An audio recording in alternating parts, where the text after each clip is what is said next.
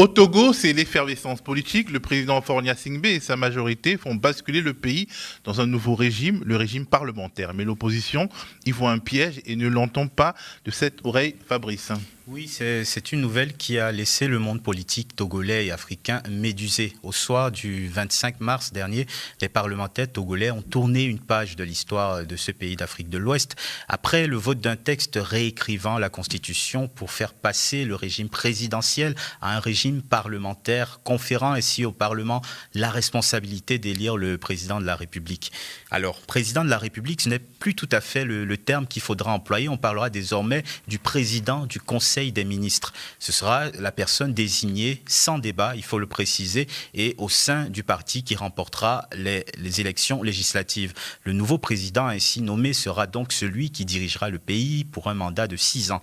Alors, dans un hémicycle largement acquis au parti au pouvoir et ceux qui lui ont été favorables toutes ces années, le vote de la nouvelle constitution a été validé par 89 voix pour et 1 voix contre et également 1 abstention. Évidemment, il y a une fracture entre le pouvoir qui vante une évolution et l'opposition vent debout contre cette révision constitutionnelle. Oui, beaucoup de réactions indignées de la part de l'opposition qui crie au coup d'État constitutionnel.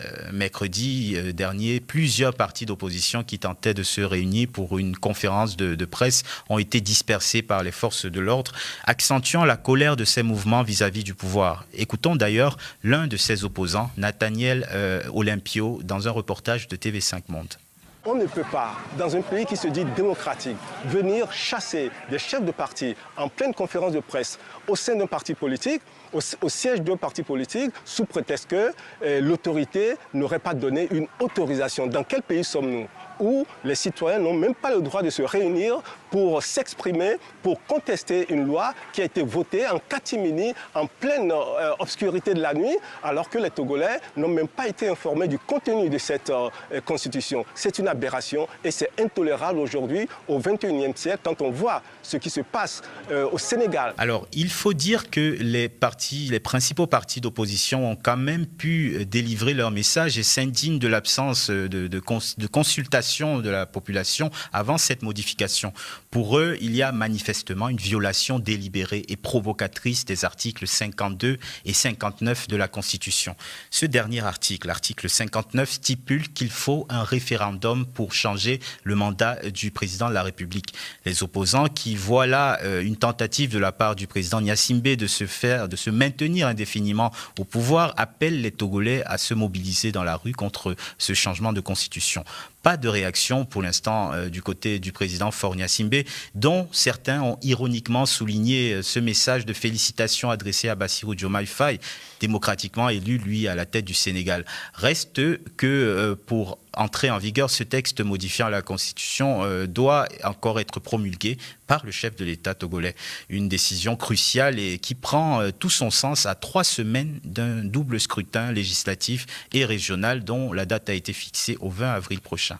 Alors Niagalé, a priori, on est tenté de se dire qu'un régime parlementaire est plus démocratique qu'un régime présidentiel, ou dans des pays d'Afrique subsaharienne, où le présidentialisme à la française, encore plus exacerbé par une culture démocratique très faible, écrase un peu tout le monde.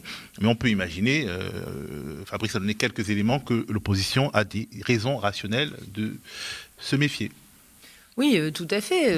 Pour moi, on est dans la manipulation constitutionnelle à laquelle on a assisté de manière récurrente au sein de la sous-région au cours ne serait-ce que de la décennie écoulée, sans vouloir remonter à des temps plus lointains où c'était d'ores et déjà le cas. Mais la souffrance grave dans laquelle se trouve aujourd'hui la CEDEAO provient justement du fait qu'elle ne s'est jamais véritablement opposée à cette façon dont plusieurs dirigeants, y compris certains issus des urnes, ont perpétué leur exercice du pouvoir à travers une modification du cadre institutionnel. Et là, on est typiquement dans ce cas-là, mais il n'y a pas véritablement lieu de s'en étonner, malheureusement. Je pense que personne aujourd'hui ne classe véritablement le Togo parmi les pays démocratiques dans la sous-région. c'est le formalisme démocratique qui compte. Et là, non, ce qui vient de se passer répond au canon du formalisme démocratique. Institutionnellement, il n'y a pas de problème. Il y a un vrai débat là-dessus. Et vous parliez à juste titre de cette CEDEAO des peuples. Les textes, on peut les lire différemment quand même. Lorsqu'on lit le protocole de 2001 sur la bonne gouvernance, à mon avis, ce type de pratique tombe sous le coup d'un certain nombre de ces articles. Et en effet, cette question du rôle que va jouer ce nouveau président du Conseil des ministres, y compris au niveau diplomatique, puisqu'on a vu que ce nouvel acteur se voit investi des pouvoirs qui étaient ceux du président de la République en matière de politique étrangère. Et chef des armées aussi. Et chef des armées également, va être absolument crucial, puisqu'on sait que le Togo, dont il faut rappeler que Gnassingbé Eyadema avait été le fondateur père de la CEDEAO, qui, contrairement à une idée répandue, est au départ issu de régimes prétoriens, dans leur quasi-intégralité au départ. Faure Gnassingbé a été un acteur extrêmement important, justement, pour faire le lien avec ces pays qui, finalement, contre sa volonté, enfin en tout cas contre son aspiration, ont décidé finalement de quitter la CEDEAO, donc le Mali, le Niger, le Burkina Faso, au profit de l'AES. Tout à fait. Mais je pense que le Togo est un acteur majeur pour garder l'unité de la CEDEAO, mais sans doute autour de valeurs beaucoup plus autoritaires, autour d'un modèle autocratique. Et d'où l'importance, encore une fois, de cette victoire sénégalaise qui contrebalance ce type de dirigeants et de régimes au sein de la sous-région ouest-africaine. Juste en réaction à ce que tu disais, institutionnellement, il y a quand même une problématique, c'est que les députés togolais actuels ont vu leur mandat se terminer en décembre 2023, en fait, en décembre de l'année dernière. Donc, il y a quand même un problème à un mois des élections législatives, à voir des députés intérimaires décider d'un texte aussi crucial pour l'avenir d'un pays. Le problème, c'est que dès qu'on reste dans le formalisme démocratique, on va vous dire que si le Conseil constitutionnel n'a pas dit que c'était mauvais, c'est que c'est pas mauvais, etc. Les institutions se justifient et se reproduisent par leur propre logique. Hamza, d'une certaine manière, si Faure Gnassingbé fait ce choix, il se transforme lui-même en reine d'Angleterre en faisant monter dans le système un président du Conseil des ministres. Ou alors, vise-t-il le poste de président du Conseil des ministres à la Angela Merkel, qui a duré quand même longtemps comme chancelière, ou alors est-ce qu'il imagine un Poutine Medvedev, président de la République, puis président du Conseil des ministres, puis président de la République? Enfin, on s'imagine tout. En fait, Faure Gnassingbé a été beaucoup contesté, donc il s'imagine peut-être aussi un plan B, justement, ou d'autres options de retrait. Voilà, aujourd'hui, le fauteuil présidentiel, on ne sait plus très bien où est-ce qu'il se situe, donc il y a ce flou artistique sur qui aura réellement le pouvoir. Est-ce que ce président du Conseil des ministres aura réellement un vrai pouvoir par rapport à... Donc il y a quand même un certain nombre de questions qui se posent, mais ce qu'il faut retenir, c'est que les États sont souverains, peu importe ce que dit la CEDEAO ou l'Union africaine, ce sont les États qui décident, parce que dès la conférence d'Addis Abeba, on a fondé l'OUA sur le principe de non-ingérence dans les affaires intérieures, et la décision finale revient aux États, ce sont les États qui décident, et quand ces États-là effectivement ne sont pas calibrés pour répondre à un certain nombre de critères démocratiques dans le sens du respect de l'expression de la souveraineté populaire, ça pose problème. Évidemment, je pense que les référendums sont trop peu présents sur le continent africain aujourd'hui. Ils ne sont vus que sous l'angle des élections présidentielles qui très souvent sont des procédures de validation de pouvoir. Et puis surtout, ce qui apparaît aussi, c'est que la question du parlementarisme doit se poser, parce qu'on n'a pas tant que ça de partis politiques qui tiennent la route. Et c'est là que le cas du PASTEF peut être intéressant en termes de modèles, de nouvelles organisations politiques, de nouvelles manières de faire de la politique, et aussi peut-être de faire de la politique en dehors des hémicycles très fermés. Donc comment on casse aujourd'hui les organigrammes de nos États, qui sont dans bien des cas des États fondamentalement coloniaux.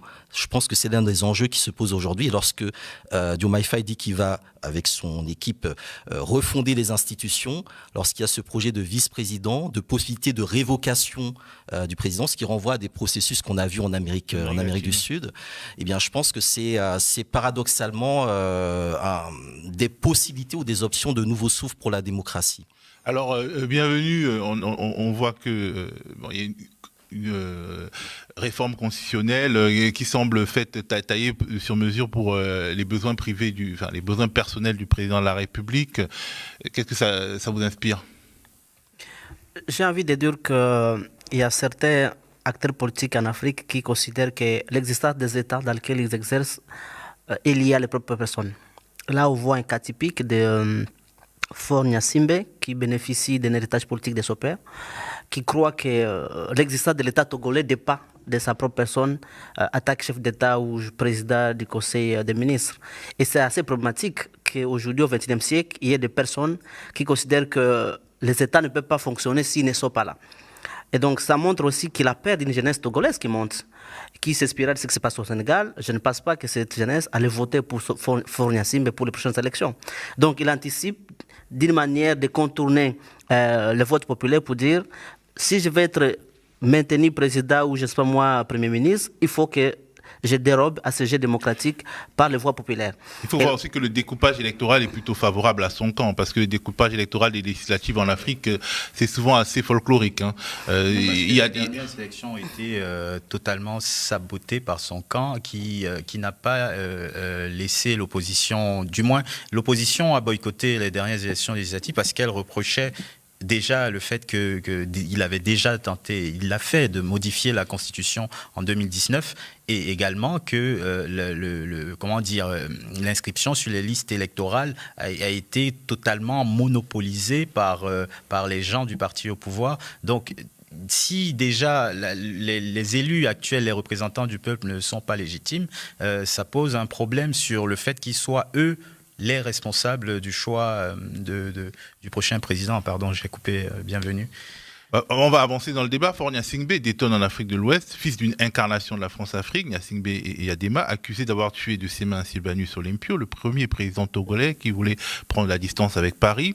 Il se pose plus ou moins, et c'est ce que disait Niagalé, en allié des pays de l'Alliance des États du Sahel, le Mali, le Burkina et le Niger, et accueille en plus des banques, des médias panafricains dans son pays. Alors est-ce que le Togo et le Qatar de l'Afrique de l'Ouest, est-ce que Faure Gnassingbé est quand même assez doué en influence internationale?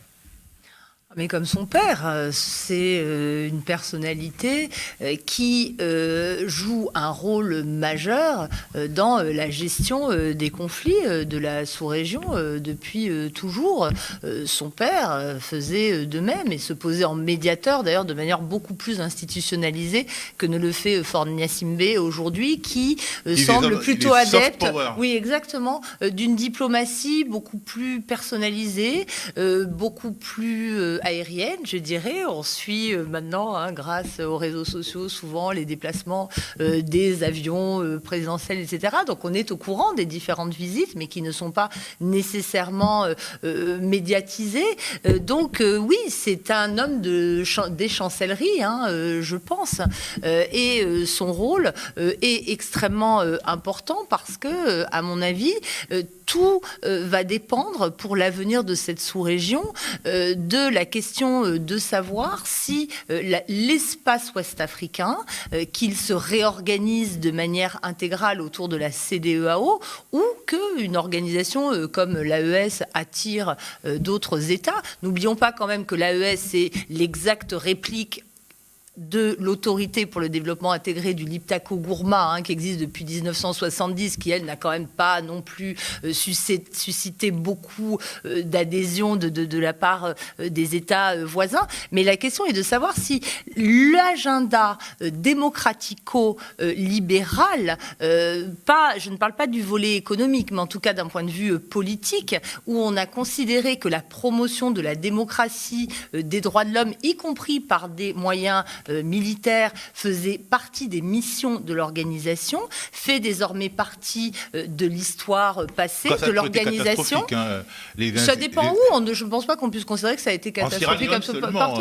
Ça a été un peu, disons ça. En Guinée-Bissau, en Gambie, ça n'a pas été catastrophique. Donc le bilan n'est pas. L'intervention du Niger au Libéria a été absolument catastrophique, mais cette intervention du début des années 90, donc dans le cadre de l'ECOMOG, a beaucoup été alors menée par une junte militaire, hein, notamment très sanglante, y compris sur le plan interne. Ça, il ne faut pas l'oublier. Mais le bilan, en effet, est plus que mitigé. Mais il est intéressant de se reporter aux déclarations de Patrice Talon, notamment après le départ de l'AES, qui explicitement pose la question de savoir si la CEDEAO doit se défaire ou non de tout cet agenda politico-institutionnel de type libéral pour se recentrer sur son seul cœur économique en faisant référence, comme l'ont fait les gouvernements militaires de l'AES, à ses pères fondateurs qui sont tous des militaires ayant accédé au pouvoir par la voie des armes. Donc il y a une vraie question qui se pose aujourd'hui et je pense que le Togo est un État pivot, un État charnière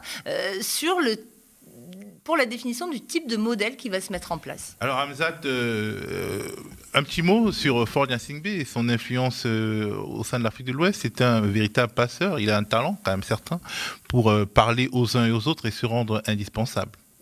C'est le régime le plus ancien, c'est le régime le plus ancien de toute la sous-région, du continent africain même par succession dynastique. C'est le régime qui a misé sur deux éléments qui sont fondamentalement importants, la question sécuritaire et la question financière d'une certaine manière, donc qui fait de cette plateforme togolaise un hub pour pas mal, je pense, de trafic et d'échanges. Pour aussi le transport aérien avec la compagnie Sky. Exactement. Il a endossé justement cette étiquette entre guillemets panafricaine de droite, évidemment. Donc ça aussi, c'est un élément important. À travers son ministre des Affaires étrangères, qui a aussi joué un rôle, je dirais, dans pas mal... il ne déplaît pas dans les rues, dans les rues des autres pays, pas peut-être des rues de son pays. C'est ça, justement, c'est comment, en fait, on se construit une légitimité à l'extérieur pour mieux masquer la contestation en interne. Donc ça aussi, c'est des éléments que d'autres dirigeants utilisent. Il n'est pas le premier à le faire. Aujourd'hui, je pense que sur les dernières années, il a succédé à des figures comme Blaise Compaoré qui faisaient aussi un peu ce rôle-là, qui masquait la répression en interne par justement des beaux discours, des beaux voyages, des médiations, etc. Donc pour moi, c'est faire, c'est faire du neuf avec du vieux. C'est faire du neuf avec du vieux. Donc la question qui se pose, c'est surtout comment l'opposition togolaise, comment on sort de cette situation-là qui ne peut pas durer éternellement.